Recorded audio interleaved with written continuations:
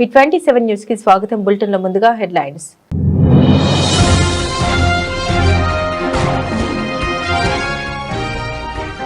ఆరోసారి విశ్వ విజేతగా Bharat. Under-19 world cup ఫైనల్లో ఇంగ్లాండ్ పై గ్రాండ్ విక్టరీ. 100 పరుగుల తేడాతో భారత్ ఘన విజయం.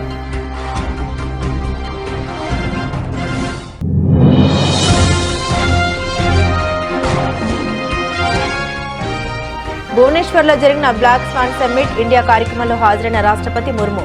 భారత్ నేత్రను ప్రారంభించిన ఒడిశా ప్రభుత్వానికి అభినందన తెలిపిన రాష్ట్రపతి.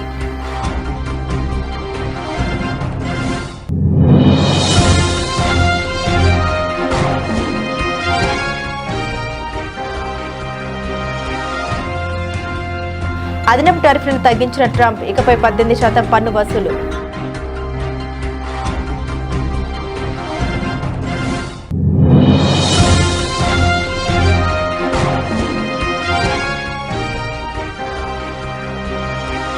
బెంగళూరులో మెట్రో రైలు ప్రయాణం ఇక మరింత ప్రియం.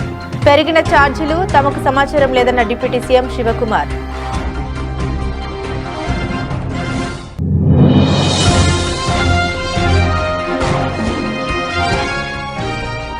కాంగ్రెస్ పార్టీ నుండి రెండోసారి అధికారంలో తీసుకొస్తాం. నిజామాబాద్ భర్తీపూర్ సభలు ప్రకటించిన ముఖ్యమంత్రి రేవంత్ రెడ్డి.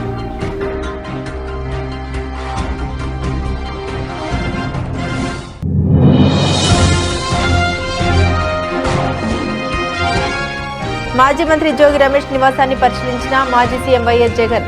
ఈ దాడి జంగిల్ రాజుకు నిదర్శనమన్న వైసీపీ అధినేత.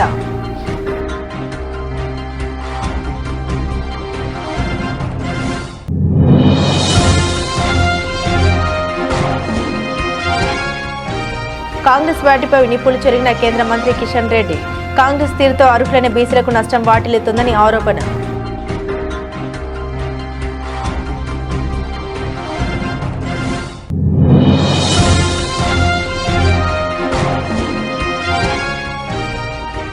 మన్రేగా పథకాన్ని యథాతథంగా అమలు చేయండి. కేంద్ర ప్రభుత్వాన్ని డిమాండ్ చేసిన వైఎస్ షర్మిల.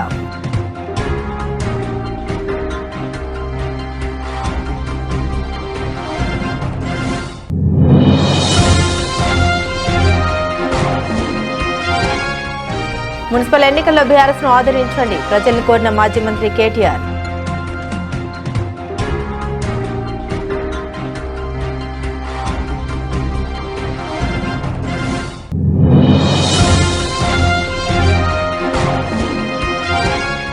రాజకీయ లబ్ధి కోసమే శ్రీవారి కేంద్రంగా విష ప్రచారం దుర్మార్గం.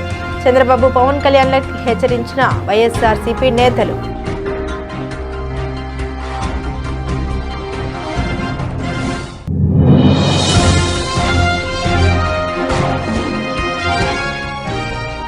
ఫోరెన్సిక్ సైన్స్ ల్యాబ్లో అగ్ని ప్రమాదం. మంటలు ఆర్పుతున్న ఫైర్ సిబ్బంది.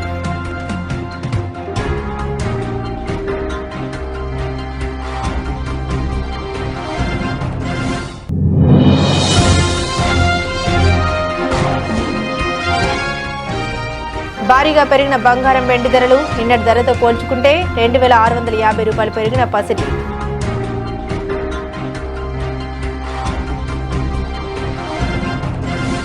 అండర్-19 క్రికెట్లో భారత యువ జట్టు మరోసారి తన ఆధిపత్యాన్ని ప్రదర్శించింది. హరారే వేదికగా జరిగిన ప్రపంచ కప్ ఫైనల్లో ఇంగ్లాండ్పై 100 పరుగుల భారీ తేడాతో ఘన విజయం సాధించింది. తద్వారా రికార్డు స్థాయిలో ఆరోసారి అండర్-19 ప్రపంచ కప్ను ముద్దాడి చరిత్ర సృష్టించింది. తొలుత బ్యాటింగ్లో పరుగుల సునామీ సృష్టించి ఆపై బౌలింగ్లో అద్భుతంగా రాణించి ఇంగ్లాండ్ను ఆల్అౌట్ చేసింది. భారత్ నిర్దేశించిన 412 పరుగుల భారీ లక్ష్య ఛేదనలో ఇంగ్లాండ్ ఆరంభం నుండి దూకుడుగా ఆడింది. భారత బౌలర్లు క్రమం తప్పకుండా వికెట్లు తీయడంతో ఇంగ్లాండ్ పోరాటం 40.2 ఓవర్లలో 311 పరుగుల వద్ద ముగిసింది. భారత బౌలర్లలో ఆరిస్ అంబరీష్ 3 వికెట్లతో సత్తా చాటగా కనిష్క్ చౌహాన్, దీపేష్ దేవేంద్రన్ చెరో 2 వికెట్లు పడగొట్టారు. అంతకుముందు టాస్ గెలిచి బ్యాటింగ్ ఎంచుకున్న భారత జట్టుకు ఓపెనర్ వైభవ్ సూర్యవంశీ విధ్వంసక ఆరంభాన్ని ఇచ్చారు. కేవలం 80 బంతుల్లో 15 పోర్లు, 15 భారీ సిక్సర్లతో ఏకంగా 175 పరుగులు చేసి ఇంగ్లాండ్ బౌలర్లకు చుక్కలు చూపించాడు. అతని ఇన్నింగ్స్తో భారత భారీ స్కోరుకు బలమైన పునాది పడింది. కెప్టెన్ ఆయుష్ మాత్రే 53 బాధ్యతాయుతమైన అర్ధశతకంతో రాణించగా వేదాంత త్రివేది 32, విహాన్ మల్హోత్రా 30, వికెట్ కీపర్ అభిజ్ఞాన్ కుండు 40 విలువైన పరుగులు జోడించారు. చివరిలో కనిష్క్ చౌహాన్ 20 బంతుల్లో 37 నాటౌట్ మెరుపు ఇన్నింగ్స్ ఆడటంతో టీమిండియా నిర్ణీత 50 ఓవర్లలో 9 వికెట్ల నష్టానికి 411 పరుగుల భారీ స్కోరును నమోదు చేసింది. ఇంగ్లాండ్ బౌలర్లలో జేమ్స్ మింటో 3 వికెట్లు తీశాడు.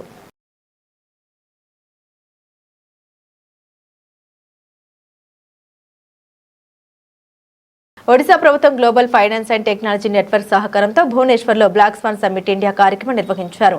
ఈ సదస్సుకు ముఖ్య అతిథిగా రాష్ట్రపతి ద్రౌపది ముర్ము హాజరై ప్రసంగించారు.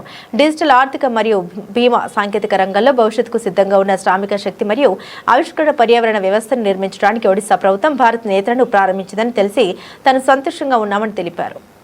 In the past decade, India has witnessed an impactful innovation in the financial system. India is the fastest growing major economy in the world. Our country is moving towards becoming the world's third largest economy in the near future. This has been possible due to enabling policies of the Government of India supported by innovations in digital and financial systems.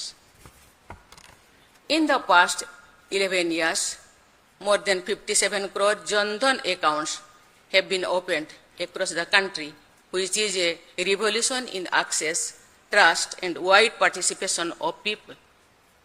Today, with a simple smartphone and a basic bank account, a woman receives welfare benefits directly in her account, a farmer receives payment on time, and a small kirana shop accepts digital payments from any customer. For them, fintech is not a technical term. It has become their lifeline. India's fintech story should be remembered not only as a tale of technology, but also as that of gender justice. Women constitute an important segment that requires focused attention for the promotion of fintech. America అధ్యక్షుడు Donald Trump Bharat కు శుభవార్త తెలిపారు. ఇటీవల భారత్ పై విధించిన ప్రతీకార సుంకాలు 25% రద్దు చేస్తున్నట్టు ప్రకటించారు. రష్యా నుండి చమురు దిగుమతుల్ని ఆపేసే విషయంలో భారత్ కట్టుబడి ఉందని, దీంతో టారిఫ్లను తగ్గిస్తున్నామని ట్రంప్ తెలిపారు. ఈ మేరకు ఎగ్జిక్యూటివ్ ఆర్డర్ పై ఆయన శుక్రవారం సంతకం చేశారు. అమెరికా భారత్ల మధ్య ఇటీవల కుదిరిన ట్రేడ్ డీల్లో భాగంగా 7% టారిఫ్లను ట్రంప్ తగ్గించిన విషయం తెలిసిందే. తాజా ప్రకటనతో భారత్ పై అమెరికా పన్నుల భారం 18% తగ్గింది. ఇటీవల కుదిరిన ట్రేడ్ డీల్ తర్వాత అదనపు సుంకాలను 25% నుండి 18% ట్రంప్ తగ్గించారు. దీంతో భారత్ పై ప్రతీకార సుంకాలు 25%, అదనపు సుంకాల్ని 18% అమెరికా అధికారులు వసూలు చేశారు. ట్రంప్ తాజా ప్రకటనతో ఇకపై భారత వస్తు సేవల మీద కేవలం 18% పన్నులు మాత్రమే వసూలు చేయనున్నారు.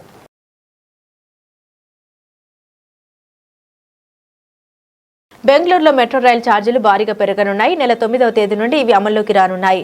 ₹1 నుండి గరిష్టంగా ₹5 వరకు టికెట్ల రేట్లు పెరిగాయి. ఈ విషయాన్ని Bengaluru metro rail corporation limited అధికారికంగా ప్రకటించింది.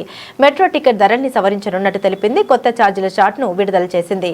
9వ తేదీ నుండి మెట్రో నెట్వర్క్లోని అన్ని జోన్లలో కూడా ఛార్జీలు 5% మేర పెరుగుతాయి.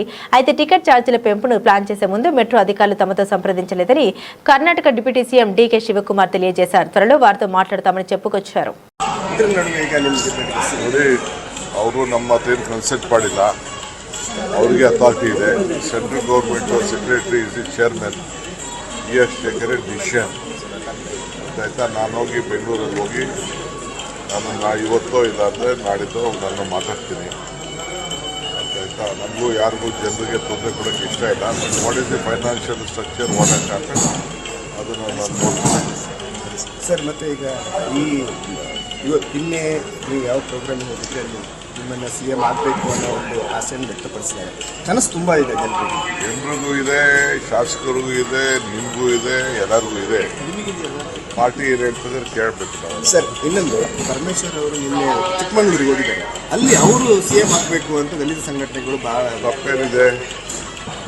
ಅವರವ್ರ ಅಭಿಮಾನಿಗಳು ಅವ್ರು ಆಸೆ ಪಡ್ತಾರೆ. ಅದಕ್ಕೆಲ್ಲ ನಾನು ಬೇಡ ಅಂತ ಹೇಳಕ್ಕಾಗಲ್ಲ. ಸರ್, ಬಳಿಕ ಏನಾದರೂ ನಿರೀಕ್ಷೆ ಮಾಡ್ಬೋದು ಟೈಮ್ ಇಲ್ಲ ಆನ್ಸರ್. ಸರ್, ಡೆಲ್ಲಿಗೆ ಹೋಗ್ತಾ ಇದ್ದೀವಿ. పీసీసీ అధ్యక్షుడు మహేష్ కుమార్ గౌడ్ తాను విక్టరీ జోడీ అని సీఎం రేవంత్ రెడ్డి అన్నారు. నిజామాబాద్ జిల్లా బర్దీపూర్ వద్ద నిర్వహించిన ప్రజాపాలన ప్రగతి బాట బహిరంగ సభలో సీఎం రేవంత్ రెడ్డి మాట్లాడారు. 2023 ఎన్నికల్లో తాను పీసీసీ చీఫ్ గా, మహేష్ గౌడ్ వర్కింగ్ ప్రెసిడెంట్ గా కాంగ్రెస్ ను అధికారంలోకి తీసుకొచ్చామని తెలిపారు. గతంలో ఉమ్మడి రాష్ట్రంలో పీసీసీ చీఫ్ గా డి శ్రీనివాస్, ముఖ్యమంత్రిగా వైఎస్ రాజశేఖర రెడ్డి కాంగ్రెస్ ను రెండోసారి అధికారంలోకి తెచ్చినట్లే వచ్చే ఎన్నికల్లోనూ తాను మహేష్ గౌడ్ కలిసి తెలంగాణలో రెండోసారి కాంగ్రెస్ పార్టీని అధికారంలోకి తీసుకొస్తామని అన్నారు. 100 సంవత్సరాల క్రితం బ్రిటిష్ వాళ్ళు ఉన్నప్పుడు బీసీ కులగణన చేశారు. 100 ఏళ్ల వరకు బీసీల లెక్కలు ఎప్పుడు ఈ దేశంలో చేయలే, ఏ రాష్ట్రంలో చేయలే. మహేష్ గౌడ్ గారు నేను అందరం అయిన తర్వాత బీసీ కులగణన చేయాల్సిందని 100 సంవత్సరాల సమస్యకు తెలంగాణ రాష్ట్రమే మొట్టమొదటిసారి socio economic education employment and political cost సర్వేను మేము పూర్తి చేసినాడు. ఆనాడు మేము అధికారికంగా లెక్కలు ప్రకటించినప్పుడు మా మిత్రుడు మహేష్ గౌడ్ గారు ఒక మాట అన్నాడు, అయ్యా ఆయన పేరుకే రేవంత్ రెడ్డి గాని ఇవాళ వారిని రేవంత్ గౌడు అని నేను అంటున్నా. ఈ రోజు ఎంతో గొప్ప పని చేసిండు మా బలైన వర్గాల లెక్కలు తీసి అని మా మహేష్ గౌడ్ గారు ఆనాడు నన్ను రేవంత్ గౌడ్ అన్నాడు. నేను సంతోషంగా స్వీకరించిన. ఆ తర్వాత మాదిగా ఉపకులాల వర్గీకరణ సమస్య ఉన్నది. ఆనాడు ఈ వర్గీకరణకు సంబంధించి సుప్రీంకోర్టు జడ్జిమెంట్ ఇస్తే 100 రోజుల్లోనే 40 సంవత్సరాల సమస్యను శాశ్వతంగా పరిష్కరించి వర్గీకరణ చేసి మాదిగా ఉపకులాలకు న్యాయం చేసినప్పుడు మా సహచర మంత్రివర్గ సభ్యులు దామోదర్ రాజ నరసింహ గారు ఈ రోజు నుంచి ఈయన రేవంత్ రెడ్డి కాదు, రేవంత్ మాదిగా మా మాదిగోళ్ళ బిడ్డగా మేము భావిస్తున్నామని దామోదర్ రాజ నరసింహ గారు అన్నారు. నాకు చాలా సంతోషమైంది వాళ్ళ జాతిలో నన్ను ఒక్కడిగా పరిగణించినందుకు. అదే విధంగా వాకిటి శ్రీహరి 30 ఏళ్ల కాంగ్రెస్ కార్యకర్త, ఏ రోజు ఏ అవకాశం రాలే. మొదటిసారి ఎమ్మెల్యేకు మంత్రి వర్గంలో శ్రీహరిని మంత్రి చేసినప్పుడు మా ముదిరాజు బిడ్డలందరూ కలిసి రేవంత్ రెడ్డి కాదు రేవంత్ ముదిరాజు అని మా ముదిరాజులు నన్ను అన్నప్పుడు ఆ సామాజిక వర్గం కూడా నన్ను హక్కున చేర్చుకున్నందుకు నేను సంతోషపడ్డా. యువకుడు 35 సంవత్సరాల వయసులోనే పెద్దల సభకు అనిల్ యాదవ్ ను పంపించినప్పుడు హైదరాబాద్ లో సదర్ నిర్వహించినప్పుడు యాదవ్ సోదరులందరూ రేవంత్ రెడ్డిని రేవంత్ యాదవ్ అని ఆ రోజు వేదిక మీద పిలిచినప్పుడు నేను గర్వపడ్డా. మా యాదవ్ సోదరులు కూడా నన్ను హక్కున చేర్చుకున్నారని. ఇవాళ సిక్కు సోదరులు స్వర్ణ దేవాలయం లాంటి దేవాలయాన్ని మూసి నది పరివాహక ప్రాంతంలో నిర్మాణం చేస్తాం, సిక్కుల ఆత్మ గౌరవాన్ని నిలబెడతామని చెబితే సిక్కు సోదరులు సర్దార్ రేవంత్ సింగ్ అని అన్నప్పుడు సిక్కు సోదరులు కూడా నన్ను అభిమానించినందుకు సంతోషం అని చెప్పిన. రాష్ట్రంలో జరుగుతున్న ఘటన నాగరిక సమాజాన్ని సిగ్గుపడేలా చేస్తున్నాయని వైఎస్ఆర్సీపీ అధినేత మాజీ ముఖ్యమంత్రి వైఎస్ జగన్మోహన్ రెడ్డి తీవ్రస్థాయిలో విమర్శించారు. ఇబ్రహీంపట్నంలో మాజీ మంత్రి జోగి రమేష్ నివాసాన్ని సందర్శించిన అనంతరం ఆయన మీడియాతో మాట్లాడారు. ఈ సందర్భంగా గుంటూరులో మాజీ మంత్రి అంబటి రాంబాబు ఇంటిపై జరిగిన దాడిని కూడా ప్రస్తావిస్తూ కూటమి ప్రభుత్వంపై తీవ్ర ఆరోపణ చేశారు. అబద్ధాన్ని సృష్టించి రెక్కలు కట్టి దుష్ప్రచారం చేశారని, కానీ చంద్రబాబు అబద్ధాలని సీబీఐ ఛార్జిషీట్ తేల్చేసిందని వైఎస్ జగన్ గుర్తు చేశారు. తిరుమలలో వాడిన నెయ్యిలో జంతు కొవ్వలేదని దాన్నే ఎన్డీఆర్ఐ ఎన్డీడీబీ ల్యాబ్లు నిర్ధారించాయని గుర్తు చేసిన ఆయన రాజకీయం కోసం దేవుణ్ణి వాడుకున్న వ్యక్తి చంద్రబాబు అని చురకలంటించారు. ఏకంగా సుప్రీంకోర్టు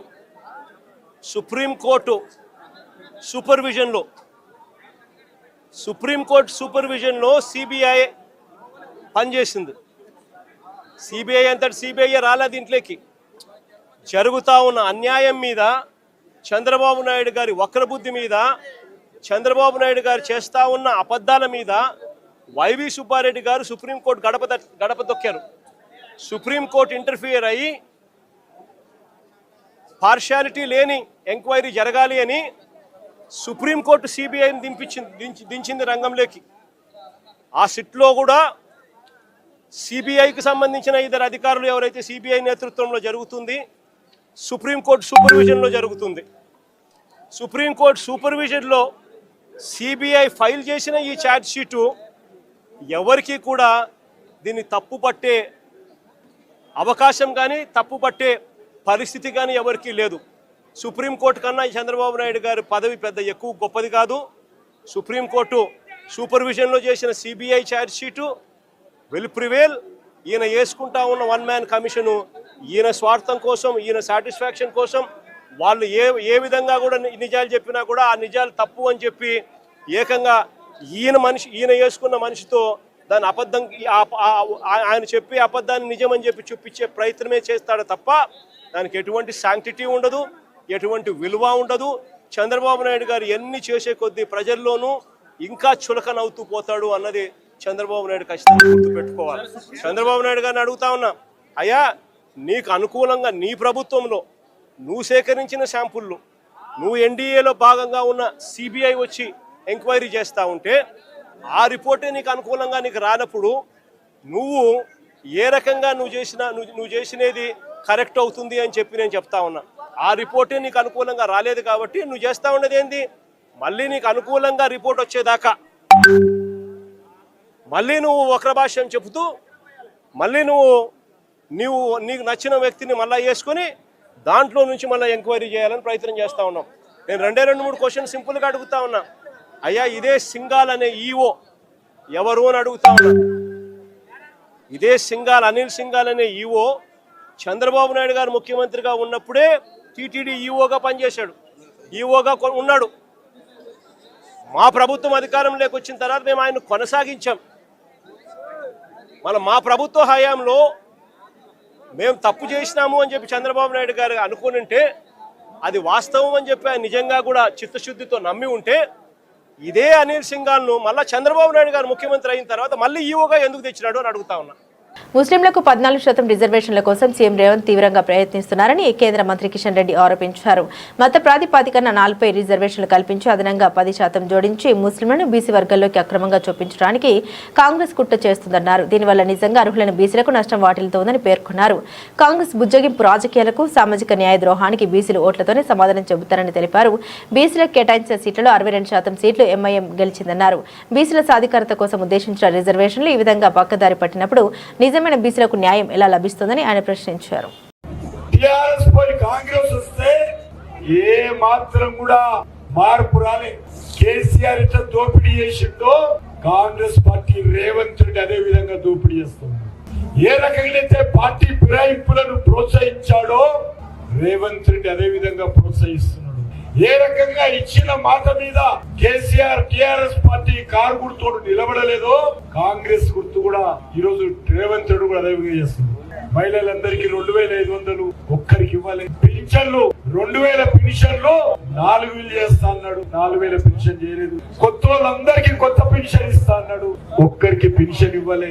అంతేకాదు రైతు కూలీలకు సంవత్సరానికి 12,000 ఇస్తా అన్నాడు, ఒక్క రైతు కూలికి ఇవ్వలేదు. కౌలు రైతులకు 15,000 ఎకరానికి ఇస్తా అన్నాడు, ఒక్క కౌలు రైతుకి ఇవ్వలేదు. రైతులకు 15,000 ఇస్తా అన్నాడు, అది కూడా ఇవ్వలేదు. పెళ్ళైతే ఆడబిడ్డకు తులం బంగారము 1,00,000 రూపాయలు ఇస్తాడు, ఒక్క వ్యక్తి కూడా తులం బంగారం ఇవ్వలేదు. ఈ రకంగా చెప్పుకుంటూ పోతే కాంగ్రెస్ పార్టీ రేవంత్ రెడ్డి తెలంగాణ ప్రజలను నట్ట నరోడు మీద వెన్నుపోటు పొడిచి తెలంగాణ ప్రజలకు మోసం చేసినటువంటి చరిత్ర ఈరోజు రేవంత్ రెడ్డి. దివంగత మహానేత వైఎస్ఆర్ ముఖ్యమంత్రిగా ఉన్న 5 ఏళ్లు ప్రజలకు ఏం కావాలో అడిగి మరీ సంక్షేమ పథకాలు ఇచ్చారని ఏపీ కాంగ్రెస్ పార్టీ అధ్యక్షురాలు వైఎస్ షర్మిల గుర్తు చేశారు. ఆరోగ్యశ్రీ, ఫీజు రియంబర్స్మెంట్, రుణమాఫీ, ఉచిత కరెంట్ ఇలా ఎన్నో పథకాల్ని ఆయన ప్రవేశపెట్టినవే అని 2006 ఫిబ్రవరి 2న మన్రేగా పథకానికి శ్రీకారం చుట్టారని, సోనియా గాంధీ అప్పటి ప్రధాని మన్మోహన్ సింగ్ చేతుల మీదుగా ఈ పథకాన్ని ప్రారంభించారని పేర్కొన్నారు. ఇప్పుడు బీజేపీ వచ్చాక ఉపాధి హామీ పథకం ఊపిరి తీస్తుందని విమర్శలు గుప్పించారు.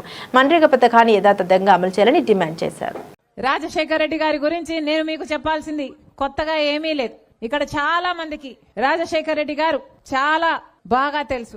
ఎన్నో అద్భుతాలను అద్భుతంగా చేసి చూపించిన నాయకుడు రాజశేఖర రెడ్డి గారు.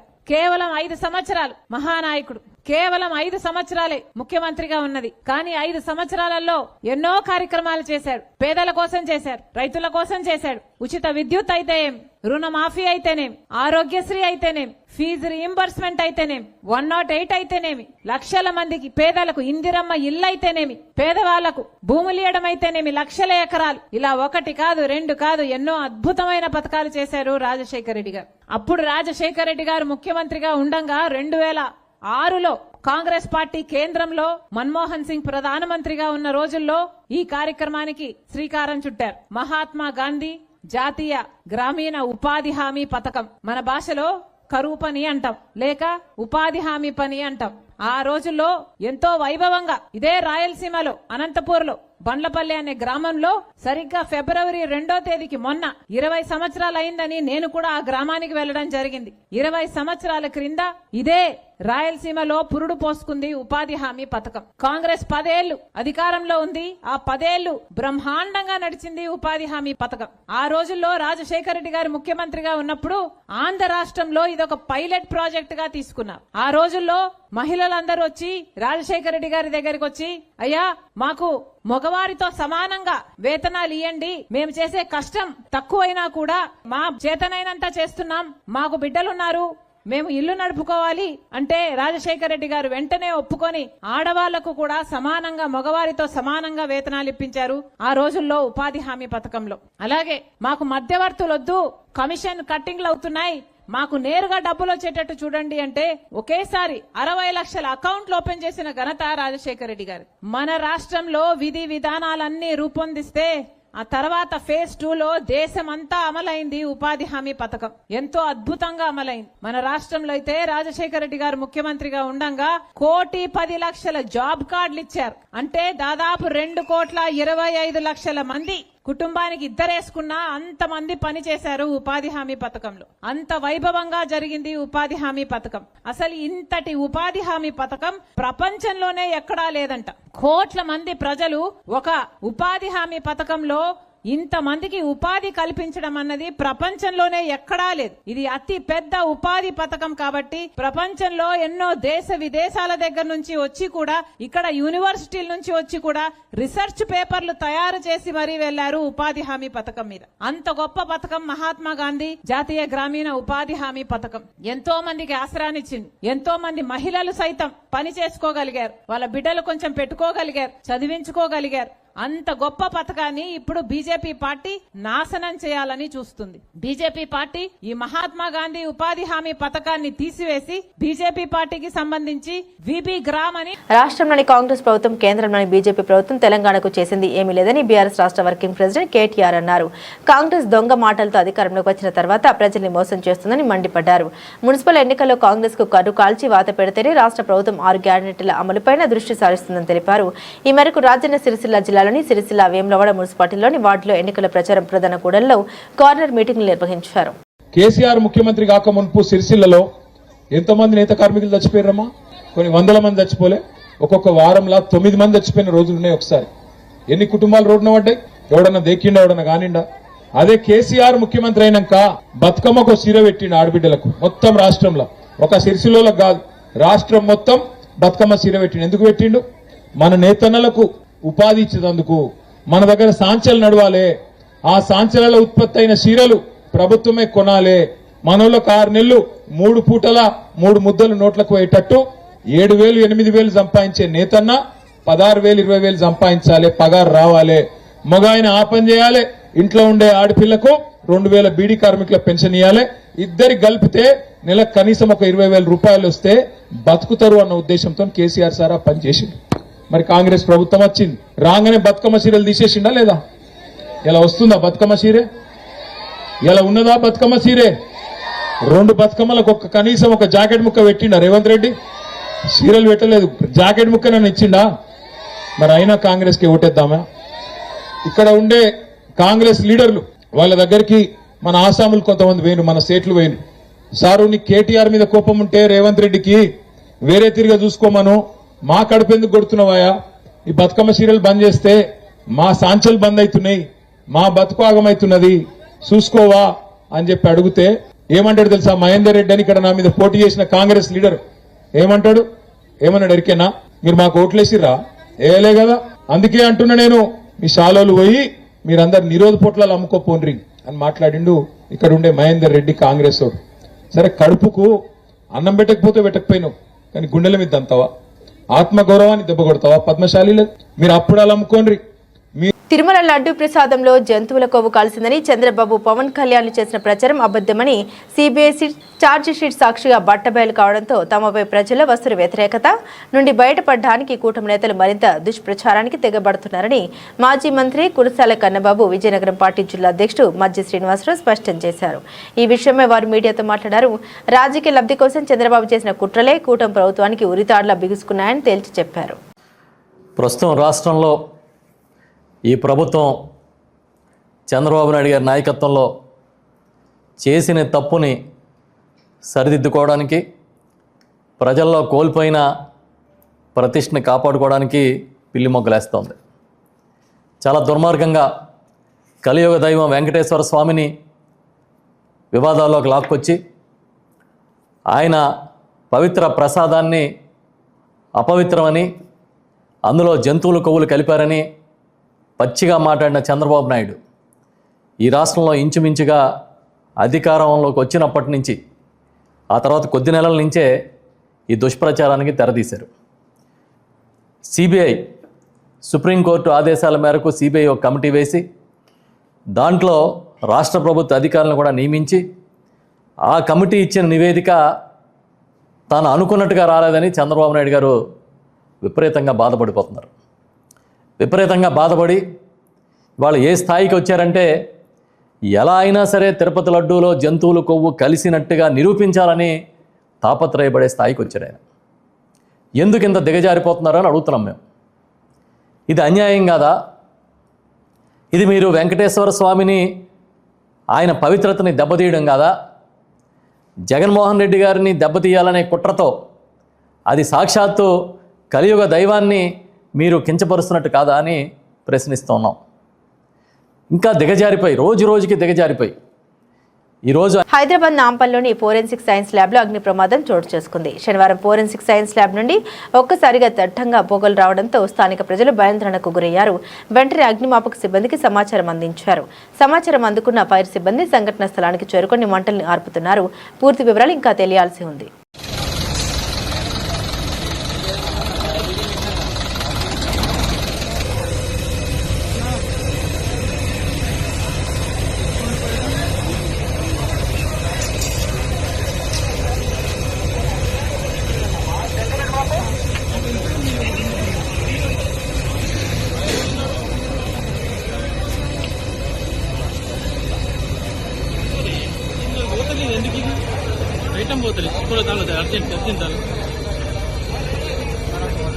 ఇటీవల స్వల్పంగా తగ్గిన గోల్డ్ రేట్లు ఇవాళ భారీగా పెరిగాయి. దీంతో మరోసారి ఈ రెండు లోహాల ధరలు నింగి వైపు చూస్తున్నాయి.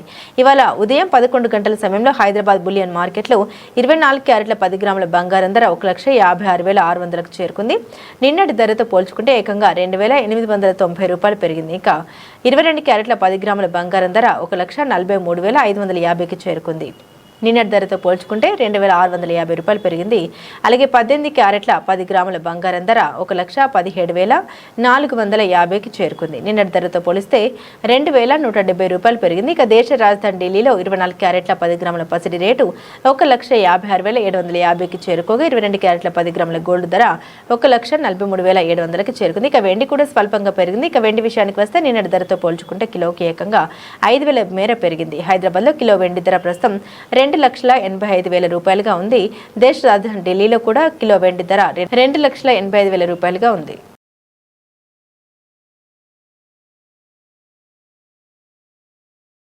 బులెటిన్ ముగించే ముందు హెడ్లైన్స్ మరోసారి.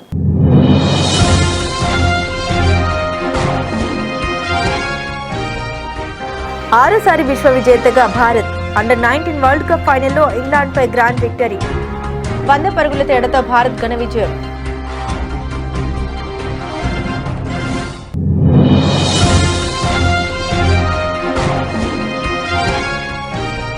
భువనేశ్వర్లో జరిగిన బ్లాక్ స్వాన్ సమ్మిట్ ఇండియా కార్యక్రమంలో హాజరైన రాష్ట్రపతి ముర్ము. భారత్ నేతలను ప్రారంభించిన ఒడిశా ప్రభుత్వానికి అభినందన తెలిపిన రాష్ట్రపతి.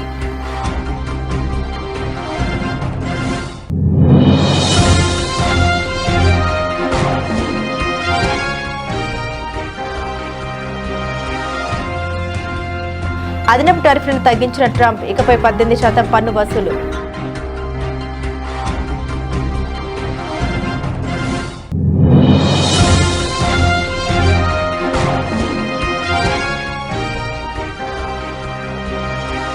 బెంగళూరులో మెట్రో రైలు ప్రయాణం ఇక మరింత ప్రియం. పెరిగిన ఛార్జీలు తమకు సమాచారం లేదన్న డిప్యూటీ సీఎం శివకుమార్.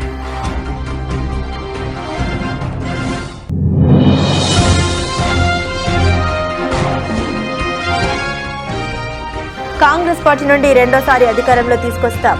నిజామాబాద్ భర్తీపూర్ సభలో ప్రకటించిన ముఖ్యమంత్రి రేవంత్ రెడ్డి.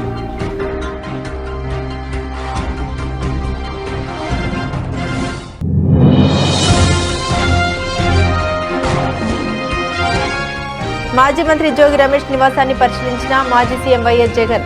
ఈ దాడి జంగిల్ రాజుకు నిదర్శనమన్న వైసీపీ అధినేత.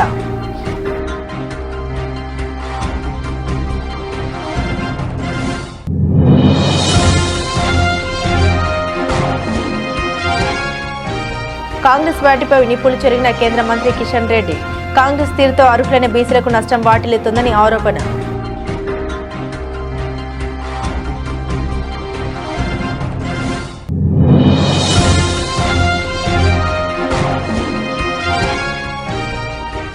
మన్రేగా పథకాన్ని యథాతథంగా అమలు చేయండి, కేంద్ర ప్రభుత్వాన్ని డిమాండ్ చేసిన వైఎస్ షర్మిల.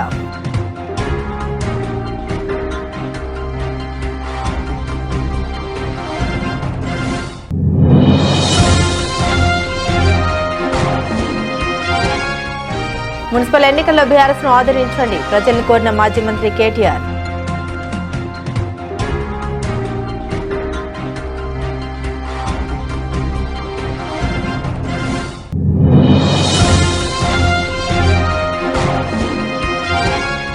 రాజకీయ లబ్ధి కోసమే శ్రీవారి కేంద్రంగా విష ప్రచారం దుర్మార్గం, చంద్రబాబు పవన్ కళ్యాణ్లకు హెచ్చరించిన వైఎస్ఆర్సీపీ నేతలు.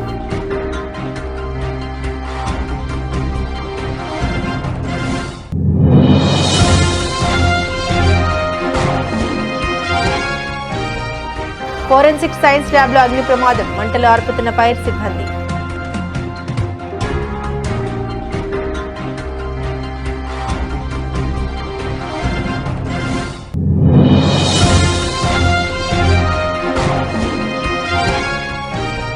భారీగా పెరిగిన బంగారం వెండి ధరలు, నిన్నటి ధరతో పోల్చుకుంటే 2,650 రూపాయలు పెరిగిన పసిడి.